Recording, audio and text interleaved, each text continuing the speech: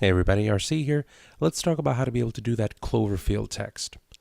Click on File, click on New, and we'll go ahead and we'll make it 1900 by about 900 at about 150 dpi. We'll call that Doverfield text. First thing I'm going to want to do is I'm going to want to fill this with black. It's going to make it a lot easier for me to be able to see. And let's go ahead and select the selection tool.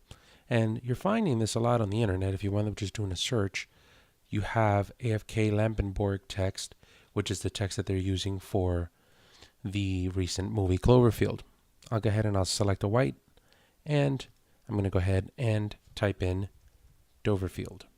Now, I'm going to do a Command Enter and just bring this over here to the center. A couple of things to keep in mind is when you wind up getting this font, you're going to wind up seeing it this tight. So you want to make sure that you wind up getting the spacing of the letters just right. And you can go ahead and just single click right here and just drag it to the left and to the right until you get it exactly the way you want it. Once you wind up doing that, you'll be pretty much all set. Now, it has this kind of blur that they wind up running in the background. So the best way for us to be able to do this is going to be to just come over here to the Doverfield text. We'll go ahead and create a new layer, and I'm going to right click on the layer, and I'm going to go ahead and turn that to a smart object. So now I can go ahead and apply a blur to it. So I'm going to go to filter, I'm going to go to blur, and I'm going to apply a motion blur. Now let's talk about the motion blur. This section here lets us deal with the angle. If I wind up putting this pointing up and down, you'll notice that the angle, the motion blur angle, goes up and down. And the distance calculates just how much we wind up seeing that. So what I wind up usually doing here is I'm just going to set it to an angle of 0 so that it goes left and right. And notice you can play with the distance as well. So once you have it exactly the way that you want it, let's push the distance a little bit more. I'm going to go ahead and click OK. There's the blur. But what I want to do is I want to take this and glow it as well. So now I have a layer that has a smart filter that has a motion blur.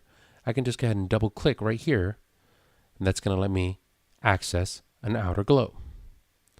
Now, you got to play with this a little bit, and this is going to be depending on what size you're working on, it's going to wind up changing. So you're going to wind up doing a lot of this to taste. I'm going to go ahead and I'm going to increase the size of this so that it gets really glowy. And what I'm going to do is I'm going to decrease the opacity to bring it down a little bit.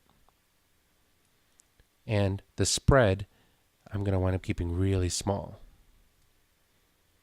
I can even go ahead and come over here to the color, and I'll go ahead and I'll give it a little bit more of a yellow color so that I can see it. Once I have that set, I'm going to go ahead and click OK. That's looking good. However, I want to be able to kind of knock out that area so that it really lets that text kind of come through and the glow sits in the background. Right now, I don't want the glow running into the letters themselves. So the last thing that I'm going to do here is I'm going to command click this layer here that I have with the text. And what that'll do is that'll highlight all of the text. But I still have this Doverfield copy highlighted. From there, I'll go ahead and I'll hold on the Option key and I'll click on Add Layer Mask.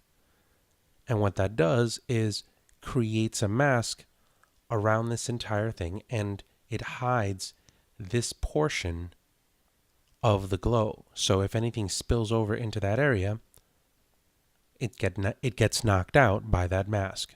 So I'm going to hold on the Shift key just to show you the before and the after. If you hold on the Shift and click before, after. Before, you can see it in the R and the E here. So there you have it. Quick Doverfield text using smart filters and masks.